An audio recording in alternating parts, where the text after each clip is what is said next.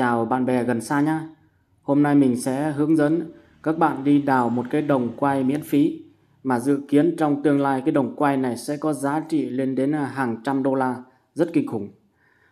Đó là đồng Pi Network. Cái đồng Pi Network là một cái đồng tiền là nóng nhất trong cái thị trường điện tử. Hiện nay có một số sàn giao dịch, một số cái sàn giao dịch lớn người ta đã niêm yết cái đồng Pi này để bán thử nghiệm. Đó là các cái sàn như là Huobi này, sàn Biconomy này, sàn Bitmart này, sàn Hotcoin này, sàn Super này, sàn XT này. Còn nói về các cái sàn này nó có hợp pháp hay không, nó có giấy phép kinh doanh hay không, hay là nó là một cái sàn lừa đảo nha.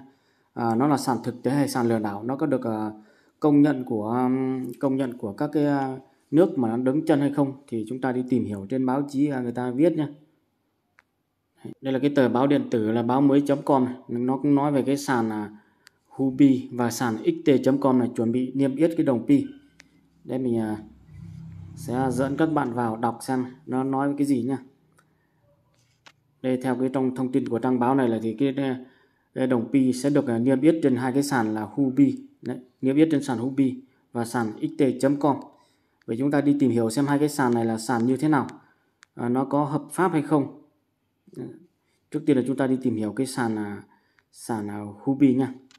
Sàn Huobi thì các bạn xem cái đoạn này nha. Huobi này. Đấy, sàn Huobi được thành lập vào năm 2013 này tại Trung Quốc và nhanh chóng trở thành sàn giao dịch tiền điện tử số 1 tại nước này. Tháng 9 năm 2017, Trung Quốc đã ban hành lệnh cấm đối với các sàn giao dịch tiền điện tử. Huobi bắt đầu mở rộng sang Hàn Quốc, Singapore, Nhật Bản, Mỹ và nhiều nước trên thế giới. Đây là một cái sàn rất uy tín. Theo lịch sử đó nó còn rất nhiều, nên mình đọc những cái nội dung chính. Còn sàn XT nha. Sàn XT thì các bạn đấy, sàn XT này. Sàn XT là một cái sàn giao dịch tiền điện tử được thành lập vào năm 2018 và được đăng ký giấy phép tại Seychelles. Đây là một cái sàn mà được đăng ký giấy phép kinh doanh đàng hoàng đấy. Hiện tại có trụ sở chính tại Dubai, văn phòng hoạt động tại Hàn Quốc, Singapore và hoạt động kinh doanh nhiều nước trên thế giới. Đây là một cái sàn rất uy tín này. Cái nơi đóng của nó là cái trụ sở của nó là tại Dubai.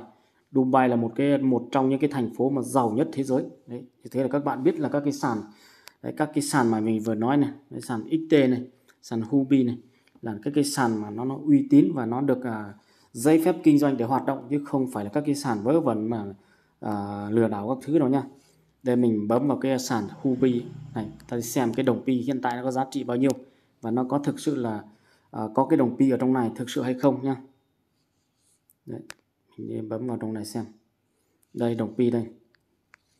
Đấy, đồng Pi đây, hiện tại nó có giá là 98 đô la, một Pi là 98 đô la nhá.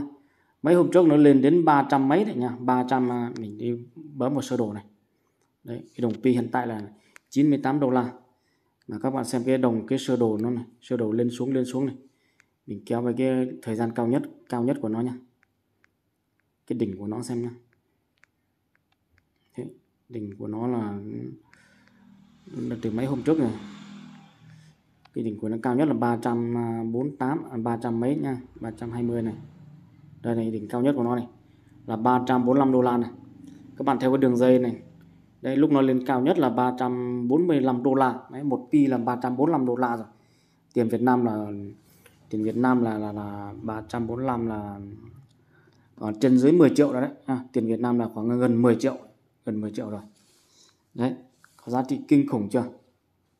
Đấy, đó là cái sàn Huobi thế nha. Còn các cái sàn này đều có cái đồng tiền Pi cả nha, đồng tiền Biconomy này, Bitmart này, đấy, đều có cái đồng Pi ở trong cả. Mình đi mở ví dụ về cái sàn Huobi này thôi. Còn các cái sàn đây là các cái sàn uy tín. Đấy, bây giờ là giới thiệu sơ qua về cái đồng Pi này. Mình tính thử sơ xem các bạn đào cái đồng Pi này sau này các bạn sẽ được giá trị bao nhiêu. Theo dự kiến là đồng Pi này sẽ có, khi nó mainnet là sẽ có giá trị là từ 100 đến 300 đô la. Đó là cái giá trị thấp nhất của nó. Còn giá trị cao nhất thì có thể lên đến hàng trăm, hàng nghìn đô la. Thì cái đó không nói, mình nói cái giá trị thấp nhất nha. Thấp nhất là nó có thể là sẽ là 100 đô la nha. Thì ví dụ các bạn đào được 100 Pi nha, thì giá trị nó sẽ nhân với 100 đô la này. Các bạn sẽ có 10.000 đô la. 10.000 đô la đổi ra tiền Việt Nam thì nhân với 2.500 này nha. Các bạn sẽ có 250 triệu nha, 250 triệu, chỉ có 100 Pi thôi. Đó. Bây giờ thì hãy đào pi ngay từ bây giờ. Cái khả năng mà cái đồng pi này mainnet thì khả năng rất cao, trên 90%. Hiện tại bây giờ đã hơn một nửa là số lượng đào pi là đã được xác thực KIC rồi và chuẩn bị mainnet. Theo dự kiến là sang năm mới 2013 đấy, đầu năm 2023. Xin lỗi, đầu năm 2023 là nó sẽ cho phép bán, tức là mainnet mở sẽ cho phép bán cái đồng pi này. Đấy. Cho nên bây giờ các bạn tranh thủ để đào pi nha, tranh thủ đào miễn phí thôi. Một ngày chỉ cần kích một lần thôi, không phải làm cái gì nhiều cả, cũng không mất tiền, không mất thời gian gì cả.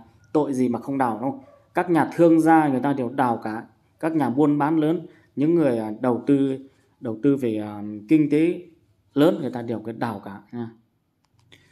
Vậy sau đây mình hướng dẫn các bạn là đào pi nha. Các bạn đi đào pi rất chỉ là đơn giản thôi, nó không có gì khó cả nha. Đấy, các bạn muốn đào pi thì các bạn cứ vào cửa hàng CH Play nha. Ghi cái từ pi vào. Pi là nó sẽ hiện cái ứng dụng pi này, là các bạn tải về đó nha. Tải như thế nào thì mình không nói cho các bạn là đều biết cả rồi nha. Tải cái ứng dụng pi này nha. Tải ứng dụng pi này. Sau khi tải về thì các bạn bấm vào cái ứng dụng pi này thôi. Bấm vào cái ứng dụng pi này nhá. Khi các bạn bấm vào cái ứng dụng pi thì nó sẽ hiện hai dòng. Dòng thứ nhất là ý là các bạn sử dụng Facebook để tạo tài khoản. Cái dòng thứ hai là các bạn sử dụng số điện thoại để tạo tài khoản. Nhưng mà mình khuyên các bạn nên dùng số điện thoại để cho nó chắc ăn nhá. Thì hôm nay mình hướng dẫn các bạn là dùng số điện thoại. Thì các bạn bấm vào cái dòng thứ hai này, continue with phone number. Đấy, bấm vào cái dòng thứ hai nhá. Sau khi các bạn bấm vào cái dòng thứ hai xong thì nó sẽ hiện cái giao diện thế này. Các bạn sẽ đi bấm vào cái dòng này để chọn Việt Nam nha. Bấm vào cái dòng này để chọn Việt Nam. Đấy. Sau khi các bạn bấm là cái dòng đó là Việt Nam thì nó sẽ hiện giao diện như thế này. Đấy, ở trên này sẽ là Việt Nam 84. Thì các bạn sẽ ghi cái số điện thoại của các bạn vào đây. Trừ số 0 nhá. Đừng ghi số 0 nhá. Ví dụ số các bạn là 0987 chẳng hạn thì chắc các bạn chỉ cần ghi từ 987 trở đi thôi. Số 0 là bỏ nhá, bỏ, không phải ghi số 0. Vì là ở đây nó đã có mã quốc gia là 84 rồi, là nó thay thế cho số 0 rồi nhá. Sau khi ghi số điện thoại xong các bạn bấm chữ gửi nha, bấm chữ gửi này là nó sẽ có giao diện thế này, là các bạn sẽ tạo mật khẩu. Các bạn ghi cái mật khẩu vào đây và nhập lại một mật khẩu một lần nữa ở xuống dưới, tức là ghi mật khẩu 2 lần đấy. Chú ý trong mật khẩu nó có ghi trên này này. Mật khẩu phải có 8 ký tự trở lên với ít nhất một chữ số, một chữ hoa và một chữ thường.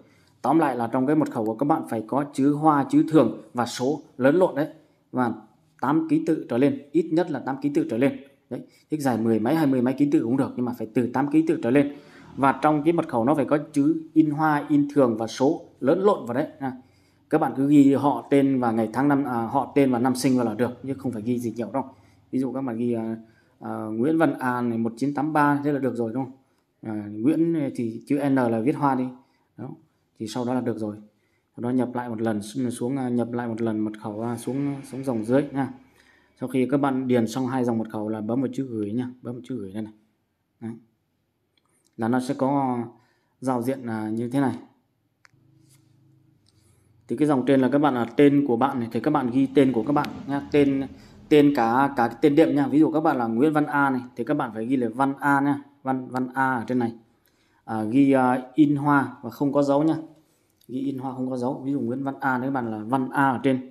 Còn dưới này là họ thì các bạn ghi họ đây, họ Nguyễn, ví dụ Nguyễn mà không có dấu nha. Nguyễn Văn A, đấy, họ ở dưới, tên ở trên. Tên là cả tên đệm luôn nha, cả tên đệm nha. Là Văn A ở trên, ở trên là ở dưới là Nguyễn nha. Ghi không có dấu, nhớ là ghi không có dấu. Ghi in hoa không có dấu. Ở đây là dưới này là mục chọn tên người dùng của bạn. Ở đây thì các bạn ghi tùy thích, các bạn thích ghi thế nào ghi. Đây là cái tên là cái tên tùy thích của các bạn đấy. Đây nó có ghi chú là tên người dùng phải có từ 4 đến 20 ký tự, chỉ có chữ và số, chỉ có chữ và số đấy. Ví dụ các bạn ghi là Nguyễn Văn A 123 chẳng hạn, hoặc là hoặc là các bạn có thể ghi cái tên Facebook của các bạn, hoặc là ghi một cái từ gì đó, một cái từ gì đó mà nó tùy ý nha. Sau khi các bạn ghi xong là bấm vào chữ gửi. Nếu các bạn bấm vào gửi mà nó không đi, nó xuất hiện một cái dòng chữ màu đỏ đây, nghĩa là cái tên này chưa đảm bảo tiêu chuẩn này, hoặc là đã có người khác dùng, hoặc là các bạn viết sai. Đó, các bạn viết sai, các bạn sẽ chỉnh lại. Ví dụ các bạn viết cách mà nó không cho gửi thì các bạn lại viết không cách đi, viết không cách. Mà cái từ này hình như là viết liền nha, hình như là viết liền đấy, viết liền nhau đấy. Các bạn thử cách xem nó có cho gửi không. Nếu mà không cho gửi thì các bạn lại viết liền nhau nhá. Cái dòng này là ghi tùy ý. Đấy, sau khi gửi xong là nó sẽ hiện giao diện cái này. Là các bạn sẽ phải ghi cái mã 10. Mã 10 của người giới thiệu vào đây. Cái này là bắt buộc phải có nhá. Các bạn không có cái mã 10 này, một là có thể nó sẽ không cho các bạn gửi, nó không cho các bạn gửi đi này. Thứ hai là nó cho các bạn gửi đi nhưng mà cái ví của các bạn nó hoạt động rất yếu, nó đào sức đào của nó rất yếu, nó đào được tiền ít nhá. Nó đào được tiền là rất ít, trong giờ hoặc là trong ngày nó đào được số lượng tiền rất là ít vì nó không có lực.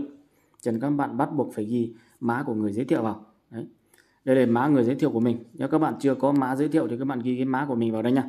Mã mình là Lâu Vân Go, viết liền nhá, viết liền không có dấu, và chữ L viết hoa, chữ V viết hoa, chữ G viết hoa. Đấy, Lâu Vân Go nha, viết như thế. Cái gạch chân này là các bạn không phải gạch chân thôi, cái này nó tự động gạch chân nha. Khi các bạn viết vào là nó tự động gạch chân thôi, các bạn không phải gạch chân nha. Các bạn ghi chính xác nha, chính xác là Lâu Vân Go nha. Nếu các bạn ghi sai mã 10 này thì cái ví của các bạn sẽ không hoạt động tốt nha. Nó sẽ sức đào tiền, sức đào quay của nó sẽ rất yếu. Tức là các bạn ghi sai mã 10, tức là các bạn không có mã 10. Nó sẽ quy vào tội là các bạn không có mã 10, cho nên là cái ví của các bạn sẽ hoạt động rất yếu. Nó đào được chỉ bằng một nửa của cái ví bình thường nha. Ví dụ cái ví bình thường là 0,02 pi trên giờ thì các bạn không có mã giới thiệu hoặc là mã giới thiệu sai thì nó chỉ đào được 0,01 pi trên giờ thôi, chỉ bằng một nửa thôi nha. Rất lưu ý là ghi chính xác cái mã 10 của mình nha. Thế sau khi các bạn ghi cái mã 10 này xong, ghi mã 10 xong và bấm vào chữ gửi, đây là nó sẽ hiện là những giao diện như thế này. Các bạn bấm vào chữ bắt đầu màu đỏ đây. Đấy, xong là nó sẽ hiện thế này. Là các bạn sẽ bấm vào cái hình tròn ở đây để kích hoạt đào tiền nha, kích hoạt đào quay nha. Bấm vào đây xong là nó sẽ hiện giao diện thế này. Các bạn bấm vào chữ màu đỏ xem tổng quan nha, xem tổng quan đây. Xong là bấm vào tiếp theo. Nếu các bạn bấm vào tiếp theo xong nó lại cứ hiện tiếp theo lên thì cứ bấm thôi, tiếp tục cứ bấm, khi nào nó không hiện nữa thì thôi nhá. Bấm tiếp theo xong nó lại hiện tiếp theo nữa, hoặc là hiện bất kỳ một cái dòng chữ màu đỏ nữa thì cứ bấm để cho nó, bấm khi nào nó hết thì thôi nhá. Xong nó cũng có giao diện thế này. Các bạn cũng bấm vào cái xem vai trò, xem các vai trò màu đỏ đây. Đấy, sau nó sẽ có giao diện thế này. Các bạn sẽ bấm trở lại. Các bạn bấm vào cái mũi tên màu đen đây này để trở lại nha, trở lại giao diện chính. Bấm một cái mũi tên đây này là nó sẽ trở về giao diện chính như thế này. Như thế là đã thành công. Nó đã bắt đầu đào. Các bạn thấy cái dòng chữ màu đỏ đây đã dòng chữ màu xanh bắt đầu chạy đây là nó đã bắt đầu đào. Tốc độ của nó là 0,02 pi trên giờ đấy. Cho nên các bạn làm đúng, nối với mã giới thiệu của người khác để sẽ có tốc độ nào. Còn các bạn không có mã giới thiệu hoặc là các bạn viết mã giới thiệu sai thì nó chỉ là 0,01 pi trên giờ thôi. Đấy. Còn ở trên này là số pi của các bạn ở đây. Các bạn các bạn tạo ví thành công để nó tặng một pi. Sau đó là cứ đào theo tốc độ là 0,02 pi trên giờ thôi. Thì một ngày có 24 giờ, các bạn cứ lấy 0,02 nhân 24 giờ là nó ra cái số pi đấy, ra số pi là nó gần ra số pi. Sau khi ra số pi thì các bạn cứ khoảng 5 ngày các bạn sẽ đào được một pi nhá. Với tốc độ này thì 5 ngày các bạn sẽ được hơn một pi một tí nhá. Nó tốc độ bây giờ rất chậm rồi, vì bây giờ nó sắp mainnet rồi, sắp được bán rồi, nó cho ít lắm.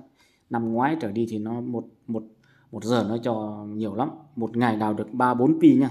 Bây giờ phải một tuần mới đào được một pi. Như thế là đã tạo ví thành công. Và nhớ là hàng ngày các bạn đi phải kích vào tia sét này một lần. Khi nào nó dừng lại, các bạn vào mà không có dòng chữ màu xanh nữa mà nó dừng lại rồi thì các bạn phải bấm vào để nó kích hoạt, nó đào lại nhé. Hàng ngày phải bấm vào.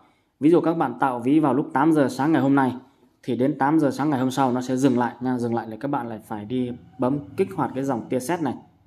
Kích hoạt cái dòng tia sét cho nó kích hoạt cái dòng, khi nào nó dừng lại là nó không có dòng chữ màu xanh ở đây nữa, nó sẽ có một cái ô màu tím. Các bạn bấm vào cái ô màu tím đấy là nó sẽ hiện, nó sẽ lại chạy và thấy số pi ở trên này đang chạy, là có nghĩa là nó đang chạy, nó đang đào pi nha. Các bạn phải đào hàng ngày cho đến khi nào có thông tin mới thì mình sẽ thông tin, hoặc là các bạn có thể tham khảo trên YouTube, trên Google, trên các cái thông tin đại chúng là sẽ có rất nhiều thông tin. Khi nào được mainnet, được bán là rất nhiều thầy hướng dẫn. Sau khi các bạn tạo ví thành công là mình hướng dẫn các bạn đi lấy mã giới thiệu để gửi cho người khác.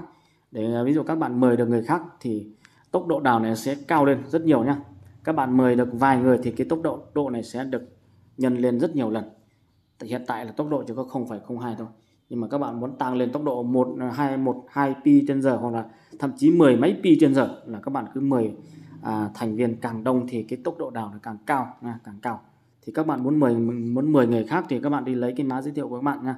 Các bạn bấm vào trên 3 gạch ngang ở trên đấy, là nó sẽ có hiện giao diện thế này, là các bạn sẽ bấm vào chữ hồ sơ nhá, hồ sơ, xong rồi sẽ có giao diện thế này, là các bạn sẽ cái mã giới thiệu của các bạn nó ghi này, nó có ghi đây là mã giới thiệu để chia sẻ này đấy. Thì cái mã giới thiệu của các bạn là cái chữ màu đen ở dưới này, đây chữ màu đen ở dưới nhá, phía dưới cái mã giới thiệu để chia sẻ đấy. Đây mình hướng dẫn lại nha, hướng dẫn lại này. Các bạn xem cái dòng là mã giới thiệu để chia sẻ này, thì cái mã giới thiệu là cái dòng chữ màu đen in đậm ở dưới đấy. Thấy các bạn đưa cái cụm từ đấy hoặc là cái tên này lên cho người khác. Khi nào người ta tạo ví đến cái chỗ mã 10 đó, người ta sẽ điền cái mã 10 của bạn này vào. Đấy, giống như lúc nãy mình làm đấy. Ví dụ bạn mời được một người khác đang tạo ví thì khi nào đến cái đoạn mà có mã 10 thì người ta ghi cái mã 10 của bạn vào là sẽ kết nối được với cái ví của bạn. Sau khi người đó tạo ví thành công thì nó sẽ hiện ở đây. Ví dụ ở đây mình chưa có ai cả thì nó ghi là 1/1. Nhưng mà nếu bạn mời được một người khác thì nó sẽ ghi là 2/2. Bạn mời được 3 người nó sẽ ghi là 3/3. Đấy, bạn mời được 4 người sẽ ghi là 4/4 đấy. Bạn mời được 100 người nó sẽ ghi là 100/100. Thế là đã thành công. Như thế là bước đầu cơ bản là các bạn tạo ví là tạo như thế này. Có gì mình sẽ hướng dẫn thêm. Đây là cách đào pi cơ bản. Đấy. Pi hiện tại đang là rất nóng, các bạn phải nhanh chóng lên. Những người đào từ năm 2019 thì bây giờ người ta đang có hàng nghìn, hàng trăm pi rồi. Nếu mà pi mainnet người ta sẽ thành tỷ phú, triệu phú rồi. Còn các bạn bây giờ các bạn đào muộn thì các bạn không thành tỷ phú được thì các bạn trở thành triệu phú, đúng không?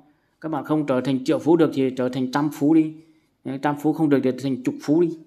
Chục phú không được thì đủ ăn, có tiền xăng dầu là được nhá. Không mất gì cả, đào miễn phí thôi.